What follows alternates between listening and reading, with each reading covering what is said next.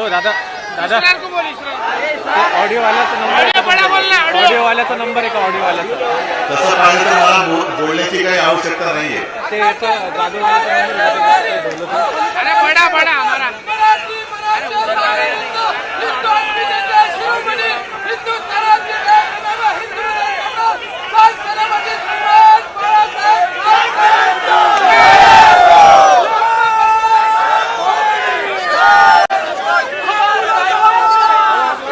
जनतेमध्ये एवढी चीड आहे, एवढा संताप आहे, एवढा उद्वेग आहे की ही निवडणूक अशी कदाचित पहिली निवडणूक असेल की जिथे आपल्याला प्रचार करण्याची गरजच लागणार नाही. जनतेने ठरवलेलंच आहे आणि त्यातून हे संभाजीनगर आहे, ज्या शहरावरती शिवसेना प्रमुखांनी अपार प्रेम केलं. आणि मला अभिमान आहे की शिवसेना प्रमुखांनी जे तुम्हाला वचन दिलं होतं की या शहराचं नाव मी संभाजीनगर करेन, ते भाग्य मला लाभलं. मी मुख्यमंत्री असताना हे नामकरण करू शकलो, याचा मला सार्थ अभिमान आहे. या शहराचं आणि जिल्ह्याचं नाव मी छत्रपती संभाजीनगर केलं, बाजूला उस्मानाबादचं धाराशिव केलं. पण ज्या वेळेला मी हा निर्णय घेतला तेव्हा आपले गद्दार हे दिल्लीची खुर्ची चाटत होते. एकही त्यातल्या मंत्रिमंडळाच्या बैठकीत हजर नव्हता. आणि आता तुम्ही ठरवायचंय. गद्दारी तर झालेली आहे, पाठीतवार तर झालेला आहे. हा पाठीतवार केवळ माझ्या नाही, हा पाठीतवार तुमच्या सुद्धा झालेला आहे. गद्दारी तुमच्याशी पण झालेली आहे. अरे गद्दाराला डोकं नाही, तुम्ही काय खाली करणार, त्यांच्याकडे काय वर करणार? जर डोकं असते तर हे सोन्यासारखं सगळं प्रेम सोडून गेले नसते खोक्यामध्ये. पण विशेष म्हणजे छत्रपती संभाजीनगर आहे. आणि ज्या आमच्या छत्रपती शिवाजी महाराजांच्या छाव्याने औरंगजेबासमोर झुकायला नकार दिला, त्याच्या अटी तटी शर्ती झिडकारून दिल्या, त्यांचे अनन्वित हाल करून त्यांची हत्या केली. मान कापली तरी चालेल पण मी इमान विकणार नाही असा म्हणणारा तो आमचा छत्रपती संभाजी महाराज हे एक व्यक्तिमत्व. आणि त्या छत्रपती संभाजी महाराज नगरामध्ये जी गद्दारी आपल्या छत्रपतींच्या भगव्यासोबत झाले ही तुम्ही सहन करणार आहात? मला इकडे बोलण्याची गरज नाही. या गद्दाराला असं गाडून टाकलं पाहिजे सगळीकडे. म्हणजे एक राहिले इकडे गद्दार घेऊन जा तिकडे. हे मागाशी काय तुम्ही सत्तर तुम्हीच वाजवा. म्हणजे ही कसले हिंदुत्ववादी काय म्हणे मी बाळासाहेबांचे विचार सोडले. काय विचार सोडले? बाळासाहेबांनी कधीही भाजपची पालखी मी आजन्म वाहीन, त्याच्यासाठी मी शिवसेनेला जन्म दिलाय असं कधीच म्हटलेलं नव्हतं. आम्ही भक्त आहोत ते छत्रपती शिवाजी महाराजांचे आहोत, मोदींचे भक्त आम्ही नाहीत. आम्ही सोडलंय ते भारतीय जनता पक्षाला सोडलेलं आहे. हिंदुत्व आम्ही सोडू शकत नाही, कदापि सोडणार नाही. पण जो एक भ्रष्ट कारभार, गुंडागर्दीचा कारभार हा कधी या महाराष्ट्रामध्ये नव्हता. आम्ही अभिमानाने सांगतो आणि यापुढे सुद्धा सांगू की हा छत्रपती शिवाजी महाराजांचा, संभाजी राजांचा, शाहू फुले आंबेडकरांचा हा महाराष्ट्र आहे. हा गद्दारांचा महाराष्ट्र आम्ही होऊ देणार नाही. आणि संजय राऊत तुम्ही आता एक क्लिप ऐकवली, काय बोललेत आपले पंतप्रधान? शहीदांच्या कुटुंबियांचा अपमान केला. मग देवेंद्र फडणवीस काय म्हणाले? हा लीडर नाही, हा डीलर आहे. मग त्या डीलर बरोबर डील कोणी केलं? फडणवीसजी, तुम्ही केलेलं आहे डील. आणि आज मी ज्या बातम्या वाचतोय, कारण टीव्ही बघण्याची आता सोय नाही प्रवासामध्ये, पण अशोकराव असं म्हणालेत, असं मी वाचलं की काँग्रेस सोडले पण अजून कुठे काय पुढे करायचं, भाजपात जायचं की नाही मी विचार केलेला नाही.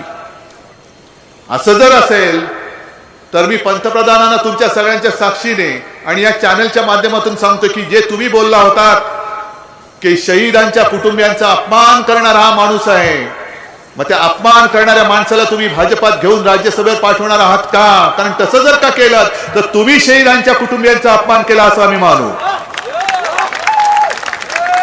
मग पंतप्रधानांनी जे सांगितलंय की यांनी शहीदांच्या कुटुंबियांचा अपमान केलाय, तर मी पुन्हा जाहीर सांगतोय की भारतीय जनता पक्षाने अशोक चव्हाणांना घेऊन राज्यसभेत पाठवलं तर मोदीजी तुम्ही शहीदांच्या कुटुंबियांचा अपमान केला आहे असं आम्ही मानू. हे आज मी उघडपणाने बोलतोय. घ्या त्यांना भाजपामध्ये. काय चालवलं काय तुम्ही? हा जो काय कारभार चाललाय त्याला काय सरकार म्हणायचं? अजूनही इतके वर्ष झाल्यानंतर जे निर्णय मी मुख्यमंत्री म्हणून घेतले होते, गुंठेवारीचा निर्णय असेल, समांतर जलवाहिनीचा असेल, त्याच्यासाठी जे आता अंबारस तुम्ही सांगितलं, कारण संभाजीनगरची महानगरपालिका ही तेवढी सक्षम नव्हती, आता सुद्धा नाही. म्हणून त्यांच्या वाट्याचा जो काही हिस्सा आहे तो राज्य सरकारने घ्यायचा असा निर्णय मी मुख्यमंत्री म्हणून घेतला होता. काय झालं त्याचं? कुठे गेले पैसे? बरं, गेल्या सप्टेंबर मध्ये इकडे जी एक मंत्रिमंडळाची बैठक घेतली होती ना, आणि किती हजार कोटी मराठवाड्यासाठी खर्च करण्यास सांगितलेलं? 45,000 कोटी रुपये. मग काढा, श्वेतपत्रिका काढा. सप्टेंबर झाला, ऑक्टोबर, नोव्हेंबर, डिसेंबर, जानेवारी, फेब्रुवारी आला. 45,000 कोटी रुपयांपैकी किती रुपये खर्च केले? किती योजना तुम्ही नव्याने केल्या? किती योजनांना तुम्ही पैसे पुरवले? याची श्वेतपत्रिका काढा. कळू द्या संभाजीनगरकरांना. नुसतं तुम्ही ढोंग गाण्याचं सोंग करायचं, निवडणुका आल्यानंतर मोठमोठ्या घोषणा करायच्या. शहरासाठी काय केलंय? शहराचा कचऱ्याचा प्रश्न जो आम्ही सोडवत आणला होता, आता त्याची परिस्थिती मला कल्पना नाही काही. शहरातले रस्ते आपण सुधारत होतो, पाणी प्रश्न सोडवत होतो, गुंठेवारीचा प्रश्न सोडवत आणला होता. हे तर राहिलं बाजूला. पण मधल्या काळामध्ये संभाजीनगरमध्ये हॉस्पिटलमध्ये मृत्यू झाले, नांदेडमध्ये झाले, नागपूरमध्ये झाले, ठाण्यामध्ये झाले, औषधा अभावी मृत्यू झाले. आता ते तिकडे बोंबलतायत मुंबई महानगरपालिकेच्या नावाने. अरे शरम वाटली पाहिजे या नालायकांना. ज्या मुंबई महापालिकेचं कौतुक जागतिक स्तरावरती झालं, मुंबई मॉडेल म्हणून त्याचं कौतुक झालं, त्या मुंबई महानगरपालिकेमध्ये करोना काळात घोटाळा झाला का? आणि झाला म्हणून ते काढतायत. मग आज करोना नाही, काही नाही, तरी सुद्धा संभाजीनगरमध्ये मृत्यू झाले, नांदेडमध्ये झाले, नागपूरमध्ये झाले, या मिंद्यांच्या ठाण्यामध्ये झाले. याला जबाबदार कोण? कोणाचं पाप आहे? आता तर कुठलीच साथ नाही ना, पक्षांतराची साथ आहे. या सगळ्यांना पक्षाघाताचा झटका आलाय की काय असं वाटतंय की ज्या पक्षाने सगळं काही दिलं तरी पक्षाघाताचा झटका आलाय म्हणून पक्षांतर करतायत. याच्यावरती इलाज काही नाही. इलाज म्हणजे यांना गाडायचं. मोदीजींना वाटते की आता एक भारत रत्नाचा त्यांनी बाजार मांडलेला आहे. बाजारच आहे, दुसरं काय?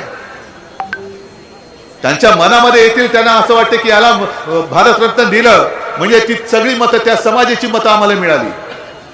बिहारमध्ये कर्पूरी ठाकूरना दिलं, चरण सिंगना दिलं, सगळ्यांना देत आहेत. स्वामीनाथनना दिलं.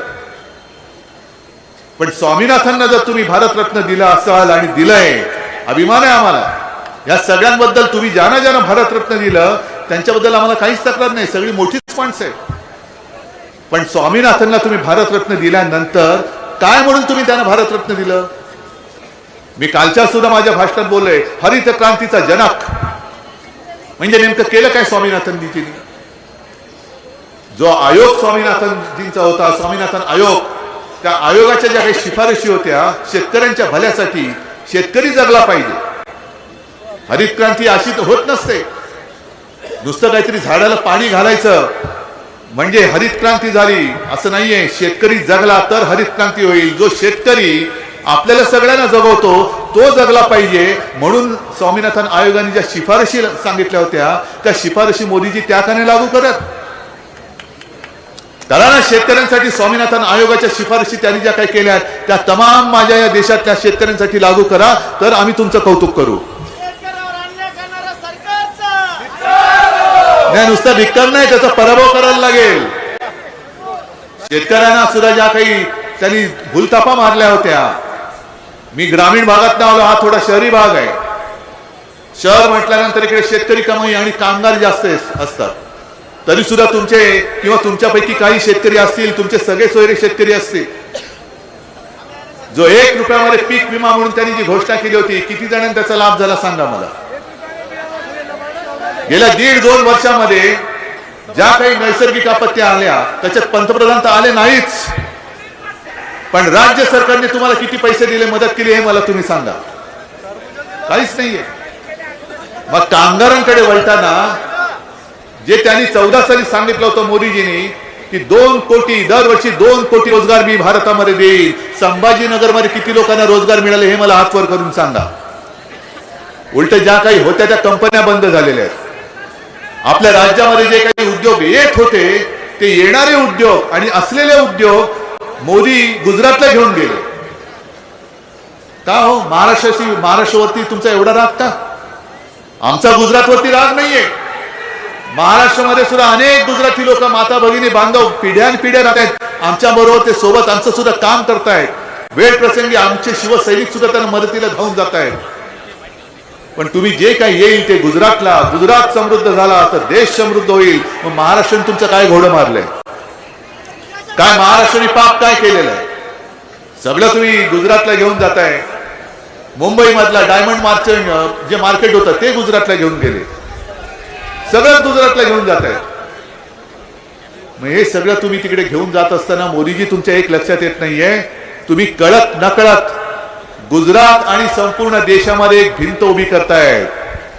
सगळी गुजरात आणि देशामध्ये एक भिंत उभी करताय. ती भिंत उभी करू नका, कारण भविष्यामध्ये घडणारं पाप तुमच्या हातून आता घडतंय. कशाला आमच्यामध्ये भेद करताय? आज आम्ही आमच्या महाराष्ट्राच्या हक्काचं म्हणून जे काही मागतो आहोत, आम्ही काही दिल्लीकडे भीक मागत नाही. पण तुम्हाला शहरातल्या लोकांना थोडं कळलं पाहिजे की गेल्या आठवड्यामध्ये दक्षिणेतल्या राज्याने म्हणजे कर्नाटकाने दिल्लीमध्ये एक आंदोलन केलं आहे. माहितीये तुम्हाला? कधी माहिती बातमी वाचली तुम्ही? का आंदोलन केलं लक्षात आहे तुमच्या? कारण त्यांचे मुख्यमंत्री पण तिकडे गेले होते आणि त्यांनी दिल्लीत आंदोलन केलं. ते आंदोलन एवढ्यासाठी केलं की साधारणतः प्रत्येक राज्यातून जे कर संकलन होतं आणि केंद्र सरकारकडे कर गोळा होतो त्याच्यापैकी आम्ही तुम्हाला किती देतो आणि तुम्ही आम्हाला किती देता. तसंच महाराष्ट्राचा जर का आम्ही हिशोब मांडला तर तुम्हाला धक्का बसेल. ज्या वेळेला आपल्या महाराष्ट्रातून 1 रुपया दिल्ली सरकारला जातो, त्या 1 रुपयातून महाराष्ट्राला किती पैसे येतात कल्पना आहे तुम्हाला? फक्त 8 पैसे. फक्त 8 पैसे. म्हणजे सगळं तुम्ही महाराष्ट्र ओरबाडताय. महाराष्ट्रातून कर संकलन करत आहात. महाराष्ट्रामध्ये येणारे उद्योग धंदे तुम्ही गुजरातला नेताय. महाराष्ट्रामध्ये असलेले उद्योग धंदे तुम्ही गुजरातला नेताय. आणि त्याच्या पलीकडे जाऊन जर तुम्ही माझ्या 1 रुपयामधले फक्त 8 पैसे आम्हाला देत असाल तर महाराष्ट्र, तुम्हाला काय वाटतंय? छत्रपती शिवाजी महाराजांचा महाराष्ट्र, जे छत्रपती तिकडे आग्र्याला जाऊन औरंगजेबासमोर नाही झुकले तर त्या छत्रपतींचा महाराष्ट्र काय तुमच्यासमोर मान झुकवेल? अरे तुम्हाला आम्ही झुकवू, पण आम्ही तुमच्यासोबत झुकणार नाही. आणि आता तर मी निश्चय केलेला आहे, तुम्ही सगळे सोबत आहात. ही लढाई मी माझ्यासाठी लढत नाही, ही लढाई मी तुमच्यासाठी लढतोय, माझ्या महाराष्ट्रासाठी लढतोय. मी निश्चय केलाय की आपल्या आघाडीचं सरकार हे दिल्लीमध्ये आणायचंच, येणारच. आणि आणल्यानंतर जे माझ्या महाराष्ट्राचं आहे 8 पैसे नाही, किमान 25 ते 50% हिस्सा माझ्या महाराष्ट्राला मिळालाच पाहिजे, ही माझी आग्रही मागणी असणार आहे. कारण एवढा जर का हिस्सा मला मिळाला तर मी शेतकऱ्यांना कर्जमुक्त नेहमी करू शकतो, शेतकऱ्यांना मदत नेहमी करू शकतो. अशा अंगणवाडी सेविका ज्या संपावर आहेत त्यांना त्यांचे मानधन देऊ शकतो, पोलिसांना मानधन वाढवून देऊ शकतो. सगळ्यांना महाराष्ट्राचा पैसा मी माझ्या महाराष्ट्रासाठी, महाराष्ट्राच्या उत्कर्षासाठी वापरू शकतो. माझ्या महाराष्ट्राचा म्हणजे आपल्या महाराष्ट्राचा हक्काचा पैसा आपल्याला परत हवाय की नको हे तुम्ही ठरवा. ठीक आहे, गेल्या वेळेला एक चूक झाली, नको तो खासदार तिकडे निवडून गेला. काय त्यांनी संभाजीनगरसाठी काय केलं, महाराष्ट्रासाठी काय केलं? आमदार सुद्धा तिकडे गेलेले आहेत, काय त्यांनी संभाजीनगरसाठी काय केलं? ज्यांना आपण निवडून दिलं होतं हे तिकडे सगळं देऊन सुद्धा तुम्ही तिकडे गेलात. आणखीन काय द्यायचं मी बाकी ठेवलं होतं? मिंद्याला तरी मी द्यायचं काय बाकी ठेवलं होतं? हे सुद्धा जे आता खैरे साहेब तुम्ही बोलला त्याचं नाव पण मला घ्यायचं नाहीये. महिलांना शिवीगाळ करणारी माणसं यांच्या मंत्रिमंडळात मांडीला मांडी लावून बसू शकतात आणि कोणत्या तोंडाने तुम्ही छत्रपतींचं नाव घेता? त्या सुप्रियाला यांनी शिवी दिली होती तरी सुद्धा बेशरमपणाने यांनी यांच्या मंत्रिमंडळात ठेवले त्यांना. काय कोणती संस्कृती आहे? कोणतं तुमचं हे हिंदुत्व आहे? याला तुम्ही हिंदुत्व मानता? महिलांचा अपमान करणारं, महिलांना शिवीगाळ करणारं हे हिंदुत्व असू शकत नाहीये. हे तुमचं कोणतं तरी गोमूत्रधारी हिंदुत्व असेल जे आम्हाला मान्य नाही. पण आमचं हिंदुत्व हे शिवछत्रपतींचं आहे. आमचं हिंदुत्व हे देशद्रोही कोणी जरी असला तरी त्याला फासावर लटकवणारं आमचं हिंदुत्व आहे. आणि आमचं हिंदुत्व हे प्रत्येक घरातली चूल पेटवणारं आहे आणि त्यांचं हिंदुत्व हे घर पेटवणार आहे. हा आमच्या आणि त्यांच्या हिंदुत्वातला फरक आहे. आणि म्हणून मला तुम्हाला सगळ्यांना विनंती करायची, लोकसभा निवडणुकीच्या वेळेला मी संभाजीनगरमध्ये नक्की येईन, पण मला तुमच्याकडनं एक वचन पाहिजे की नुसत्या प्रचाराच्या सभेला मी येणार नाही, मला विजयाच्या सभेला सुद्धा इकडे यायचं आहे. ज्या संभाजीनगरवरती शिवसेना प्रमुखांचं अलोट आणि अपार प्रेम होतं आणि त्यांनी पहिल्यांदा सांगितलं होतं की या शहराचं नाव मी संभाजीनगर करणार, ते मी करून दाखवलेलं आहे. जे जे मी बोललो ते मी करून दाखवतो आणि ते मी करून दाखवलेलं आहे. आणि आत्ताच हे जे सगळं गुंडागर्दीचं राज्य आहे, हे गुंडागर्दीचं राज्य, त्याला देवेंद्र फडणवीस काही करू शकत नाही. म्हणजे तिकडे परवा आपल्या एका तरुण कार्यकर्त्याची हत्या झाली, गृहमंत्री देवेंद्र फडणवीस, त्याबद्दल त्यांना विचारलं, ते म्हणतात असं तुम्ही गाडी खाली कुत्रा जरी आला तरी तुम्ही गृहमंत्र्याचा राजीनामा मागाल. अरे नालायक माणसा, तुला माणसाच्या जीवाची किंमत नाही? किंमत नाही? आमचा एक चांगला तरुण कार्यकर्ता मारला जातो आणि त्याची किंमत तुम्ही कुत्र्याबरोबर करता.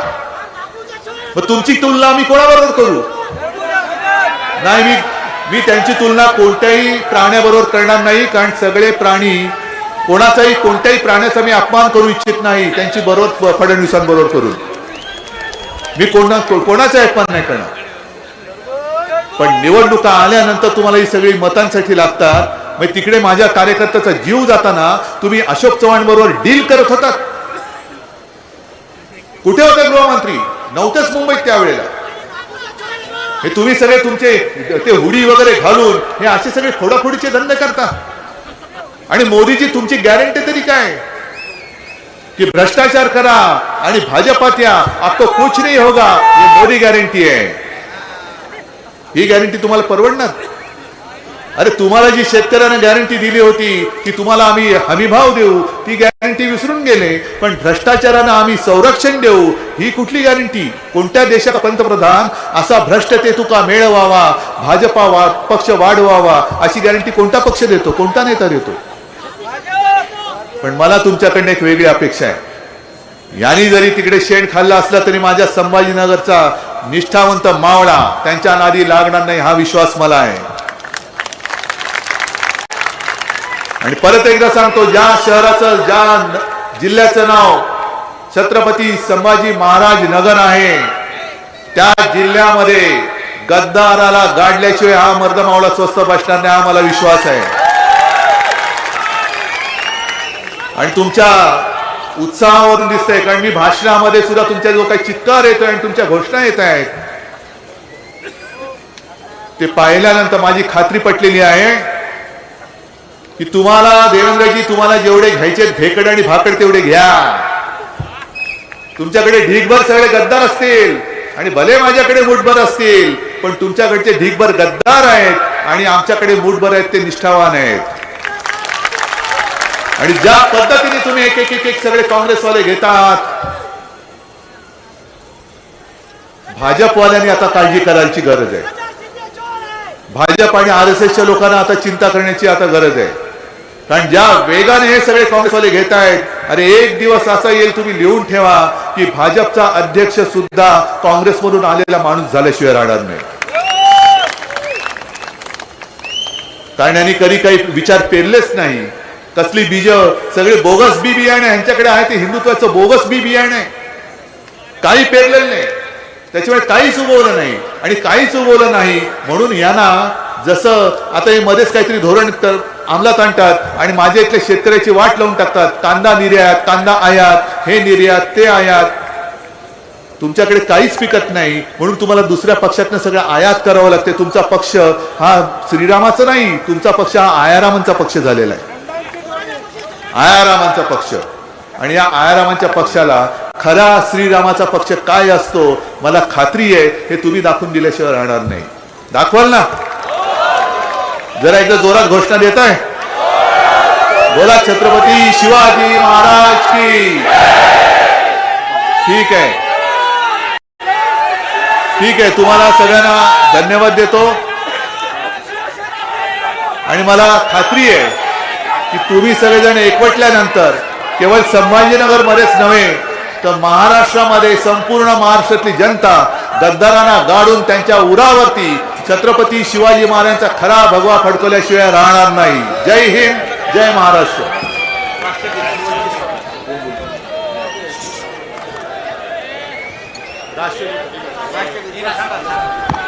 राष्ट्रगीतासाठी सगळ्यांनी उभं राहावं. राष्ट्रगीत होईल.